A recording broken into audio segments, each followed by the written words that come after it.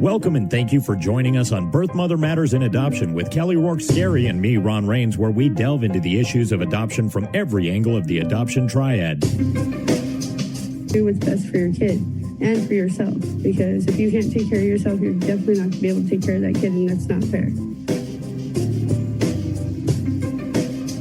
And I know that my daughter will be well taken care of with them. Don't have an abortion. Give this child a chance. All I could think about was needing to save my son. My name is Kelly Rourke-Scary. I'm the Executive Director, President, and co-founder of Building Arizona Families Adoption Agency, the Donna K. Evans Foundation, and creator of the You Before Me campaign. I have a bachelor's degree in family studies and human development and a master's degree in education with an emphasis in school counseling. I was adopted at the age of 3 days, born to a teen birth mother, raised in a closed adoption, and reunited with my birth mother in 2007. I have worked in the adoption field for over 15 years. And I'm Ron Rains. I've worked in radio since 1999. I was the co-host of 2 successful morning shows in Prescott, Arizona. Now I work for my wife, who's an adoption attorney, and I'm able to combine these 2 great passions and share them on this podcast.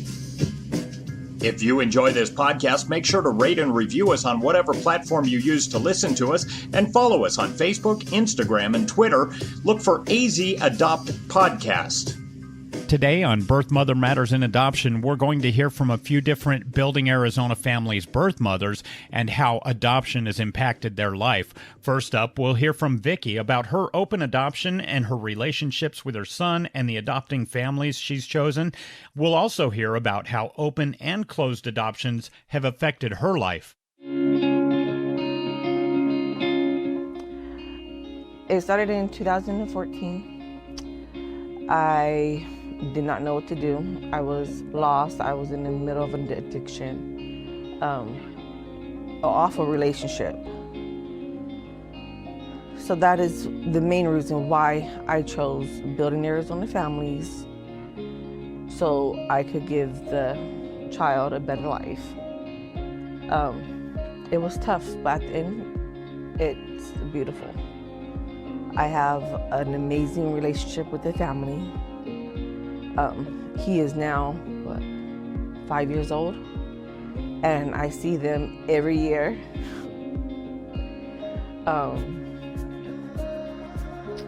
So it's been every January for the past 5 years, I get to see my little son in person. So the relationship I built with family is just one, like, I never thought it would happen like it did. So every January, they'll come down for a couple weeks. They also have family here in Arizona. They come and visit. But for the whole day, I get to spend with him. It's amazing. The relationship I have with my son and with the family is just so incredible. It brings, great peace and happiness, knowing that, he's well taken care of, he's happy, he knows that I'm his mom, but, they're his parents. They celebrate once a year, Adoption Day. So Noel knows that, who he is and where he's come from. So it's really amazing, the willingness and love and everything that this family has, and how they even want him to know, where exactly he came from.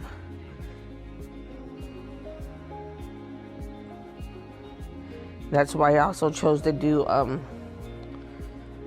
the adoption I did last year. This family, they're great. I don't know much about them yet. He just turned 1 year old 2 days ago. I skip my updates, and he's doing really well. He seems very happy. But this relationship, it's going to take a while, just like it did with the first one. I can't say it's going to turn out the same. I hope it does. but if not, that's okay too. The main support I had was from Building Arizona Families. My families and friends, they were, really against it, especially my sister. They, a lot of them told me, abortion is the best way to go. And I will never choose abortion over giving a child, a better life. The main support I had and that kept me strong through this journey is my other children. Knowing that they needed me to take care of them and be a mom to them, was my main priority. I would say open adoption it gave me more peace. Knowing that I always have my updates, I will still know about the child. And he wouldn't, be lost when he got older. He would know who I was. I have a sister that was adopted. And she just got in contact with the family after, searching on social media and all kinds of things. She had found us on Messenger, and she had messaged me. Her name is Sharon. She said, "You don't know who I am, and I don't know who you are, but I believe we share the same mother." And that was just a shocker, And I didn't want the boys to be lost, like how she feels. So that's why I chose open adoption, to give them their comfort, Adoption means to me family. Even though it's extended in a way, but it's family. You build that relationship throughout their entire years. And if the girls are lucky, they'll have an awesome relationship like I have with my family. And it's something you can't put into words. It's a blessing. It truly is. The next birth mother we'll hear from is Sadari, and she's going to show us the strength that she has for her children. I've had a very rough life, and I have other beautiful kids. And basically, it's like you have to woman up and know when right now is not the good time. And it takes two, yes, but if you're in this on your own, making this decision is the right way, because I feel like if you know you're not in a good space, or you can't mentally or physically be there for that child, why not help someone that isn't capable of doing what you did, and that's have a child? So I womaned up and told myself, this is not the time. I love all my kids, and I always will, and they'll come back to me, and I'll let them know the same way I am now. I was young. I was running the streets. I was doing too much, and I needed to be slowed down, and I'd rather you have the best life ever than to see you struggle with me. And it will always be that way. Yes, it hurts. No, it's not easy giving up your child at all. I'm not gonna lie to you. It's plenty of nights I've cried, and my mom had to hold me and tell me it's gonna be all right, but I know that he is gonna have a great life. I know he's gonna have the best abilities, and he'll be okay. It hurts. Yeah, but you gotta stay strong and understand that what you did is the right thing, because anything can happen to that child. Any slip up can happen while you're out running the streets, or you do what you do. I don't judge people, but you have to think about the safety of that child. You have to think about the well-being of that child. What happens when he or she runs out of boxes of diapers or clothes and you don't have money? What do? You don't want to get stuck in that position. I had support from my mother. She's been my rock this whole time. I cried so hard. She's like, baby, this is the right choice. Usually she'll fight for her grandkids, but she understands. I can't take anymore. Yes, he'll be 18 and he can make his choice to find me. And when he does, I'll let him know. I love you with everything in me. You came for me. You'll always be a part of me. But I had to make that choice. And you're with somebody that loves you just the way I love you. Takes care of you just the way you would want me to. I gave her a life. And that's never gonna be something that's tiny or you can brush it off. That's an ultimate decision. To give someone, your child, another life is very, very hard. But at the same time, it's the most beautiful thing in the world. And for other women, I tell you, you're not making a mistake. You're not choosing the wrong thing. You're not giving up on your kids. You're just being a mother. And you're doing what you're supposed to. Protect your child.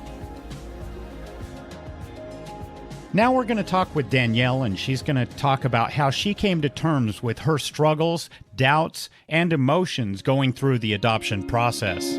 I'm Danielle, and this is my story. So in December of 2020, I found out I was pregnant. I haven't been pregnant in 15 years, so I was kind of in shock. I didn't think I could get pregnant anymore. So me and my boyfriend, Larry, we were over at a friend's house, and there was a girl there, and she was pregnant, and she told me about this adoption agency that she was going to because, she wasn't fit to take care of her baby. And so she gave me the phone number, and we called, and we went to Building Arizona Families. We set up an appointment. We went for a couple hours, which was fine. A lot of questions, but I'm really glad that we did.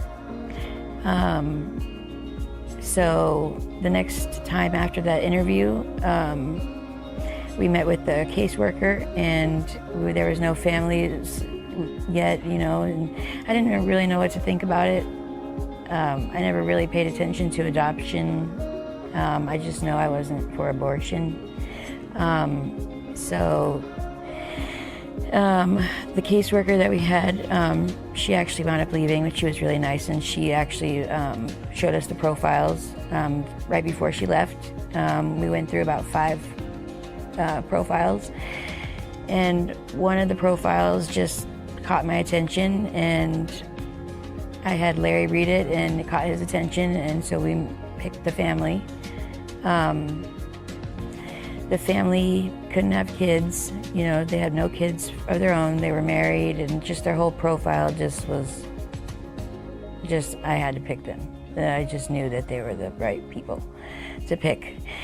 So at this point, I didn't really have so much emotion. I didn't know, I just was going with what was happening, and I didn't really try to pay attention to it too much. I just knew that it was going to be really emotional, going to the doctors and getting the pictures of the ultrasounds and everything like that. The more he grew, when I found out it was a boy, the more he grew, the more I got attached to him, and I was like, oh gosh, how am I going to do this?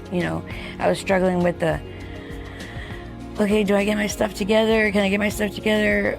Or do I just, can I tell this family, no, never mind? And I was going through that, and I'm like, how do I tell them no? I can't tell them no because I don't know if I could do it, you know. I got pictures of, you know, when they found out the gender of the baby, they sent pictures of a nursery that they, you know, his room. I'm like, there's no way that I could just tell this family, no, sorry, you know, change my mind. No way. So I talked to the family more. We talked on the phone a bunch of times, you know, and got to know them. And, you know, he would say, what's your cravings for the week, you know? And it was cool to talk to him. We bonded with them over the phone and everything. And so once that started, I got to the point where I'm like, okay, I couldn't even think about saying no.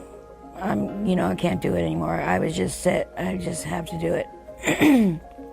And, you know, towards the end, it was really hard because, you know, I loved him, you know, and I didn't even, you know, I didn't even know him. He was just growing inside me, and it was one of those connections where Larry couldn't feel as strong as the connection that I had, you know, even though he would, you know, lay there and talk to him and stuff like that, you know. Well, anyways, August comes and the baby's born. He was 7 pounds, 5 ounces, and he was so cute. The family came down. They actually surprised me and met me before the baby was born for my birthday, which was a couple days before. And I thought that was really nice of them. You know, they're really nice people. Just what I read in their profile was just how they were in person.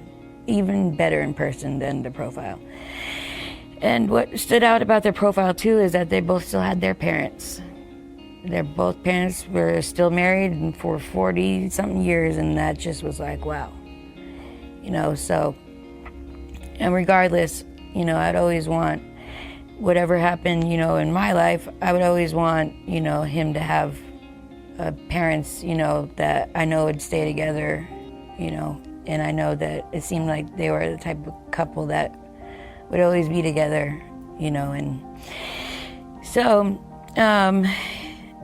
now, at this point, I'm on this roller coaster of emotion, like, you know, just randomly I just start crying, you know, because I felt like maybe guilty that I, you know, gave him to another family, but then I didn't feel guilty. I felt proud of myself. Everybody was proud of me, you know. Some people were like, no, don't do it all, you know, take your baby. And I'm like, no, I can't, you know. Well, Building Arizona Families, you know, they helped me too with counseling. I talked to the counselor, you know, they're very nice, you know, anything you need, they're, you know, they're there for your whole way. And to this day, I know that my son will be taken care of, you know, with the family. I was able to see him before he went back to Kentucky, and it was probably the best visit that I had. My mom was down here. Larry's mom came, you know, it was very nice. We needed that time to, you know, see the baby, and I'm happy that I made the decision, and I had Larry's, you know, decision as well, that it was a good thing. I know that, you know, the family will keep in touch with me. I'm glad it's open. I don't know how it'd be if it was closed. I don't know how things would be different. It may be harder if it was closed, but some people don't want that, you know, connection with the family because they feel, you know, whatever. But I feel good about it to this day now, you know. I'm not as sad as I was, I'm more happy. And I'm more happy that they want me to be in his life, or, you know who I am. So I'm making a book for the family, for him too, and Larry's gonna do that with me, and that's really a story.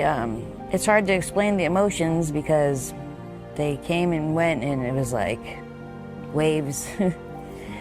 But I feel better overall, and take advice from me, or don't take advice from me, but adoption with the Building Arizona Families and going with your gut is the way to go. We want to thank all the birth mothers who shared their stories with us to put on this podcast, and we also want to thank you for joining us on Birth Mother Matters in Adoption. If you're pregnant and considering adoption, we are here for you and understand what you're going through. We've helped hundreds of women place their babies for adoption, and we want to help you as well.